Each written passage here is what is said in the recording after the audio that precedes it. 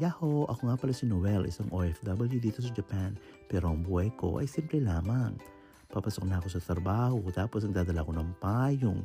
Hindi ko alam, hindi naman pala umulan. Hindi ako na-inform. Dumaan muna pala ako sa convenience store para bumili ng saging tsaka ng oras, pero ang mahal pala. Kaya lumabas na lang ako. Hindi na ako bumili.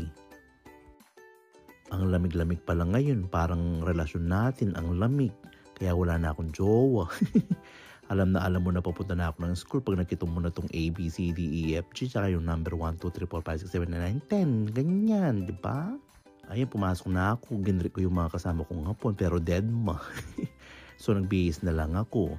Ayan, parang feeling ko, sexy ko yung noo ko. Talagang malinaw. Baka may gustong mag-sponsor dyan sa buhok ko.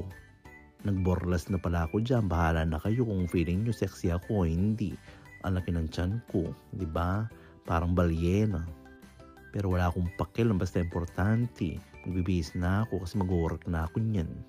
Ay, kailan kaya ako magiging sexy? Parang kay Ivana Alawi. Sana naman. Pagkatapos ko palang nag-lunch, pumunta muna ako ng bangko. Pero bago pumunta ng bangko, nadaanan ko muna yung Kids Duo bus namin, yung bus ng eskwelahan namin. Dito pala siya nakapark. Yung kulay dilaw na yan. Mag-apply na kayo sa Kids Duo. Nadaanan ko pala yung mga halaman. Tingnan mo, walang buhok. Parang ako. Nalagas na ang mga bulong niya, ang mga dahon.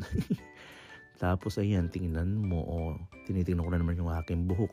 Hindi ko talaga dumaan pala ako sa bangko.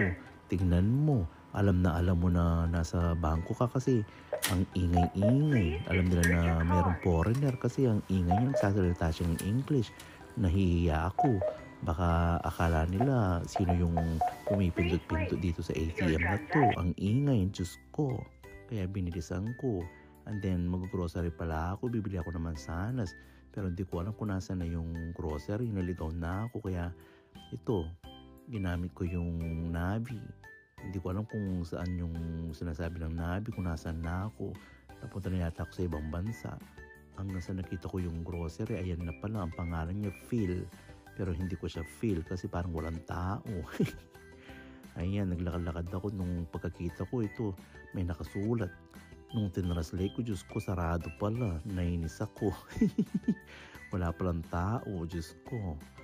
Mayado ako kaya umalis na lang ako. Tapos habang naglalakad ako, meron akong nadaan ng mga Hapon. Tinitignan ako. Tapos may dadaanan akong gas station. Bibili na lang yata ako ng gas Nang sa natapos na yung araw, eto pauwi na ako. Ay, nakakapagod talaga